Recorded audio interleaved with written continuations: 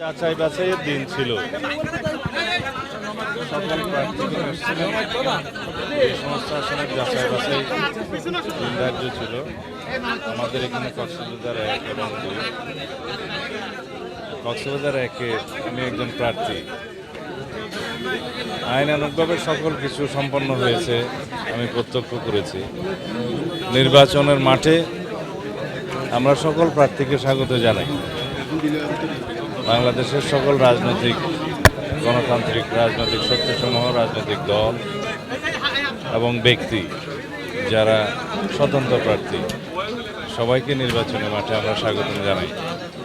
সুষ্ঠু, সুন্দর, নিরপেক্ষ, অবাধ নির্বাচন অনুষ্ঠিত হবে ইনশাআল্লাহ বাংলাদেশে। ফ্যাসিস্ট মুক্ত বাংলাদেশে গণমানুষের এটাই প্রত্যাশা। বাংলাদেশের মানুষের আকাঙ্ক্ষা, শহীদের রক্তের আকাঙ্ক্ষা, একটি সত্যিকার গণতান্ত্রিক রাজনৈতিক সরকার গঠিত হবে এবং নিরপেক্ষ ভোটের মাধ্যমে। জনগণ ভোটের অধিকার প্রয়োগ করার জন্য উদ্গ্রীব, উন্মুখ হয়ে আছে। সেই পরিবেশটা আমাদেরকে বহাল রাখতে হবে।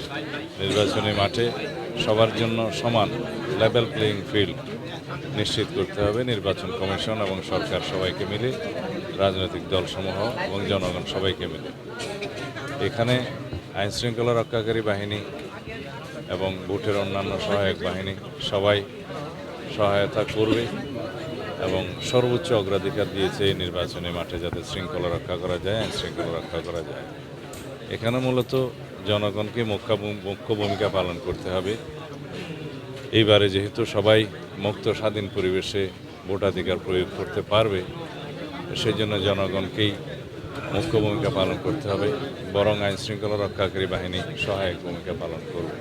আমরা দেশের সকল জনগণকে আহ্বান জানাই, সম্পূর্ণ মুক্ত স্বাধীন পরিবেশে নিজের ইচ্ছামতো পছন্দমতো প্রার্থীকে, দলকে ভোটদানের জন্য আপনারা সুবিবেচনা প্রসূত সিদ্ধান্ত নেবেন, যাতে করে আগামী দিনে বাংলাদেশে একটি সত্যিকার শক্তিশালী গণতান্ত্রিক বৈষম্যহীন এবং ন্যায় বিচারের, সামাজিক সুবিচারের রাষ্ট্র প্রতিষ্ঠা হয় এবং সত্যিকার শক্তিশালী গণতান্ত্রিক সমাজ প্রতিষ্ঠা হয়, সরকার প্রতিষ্ঠা হয়।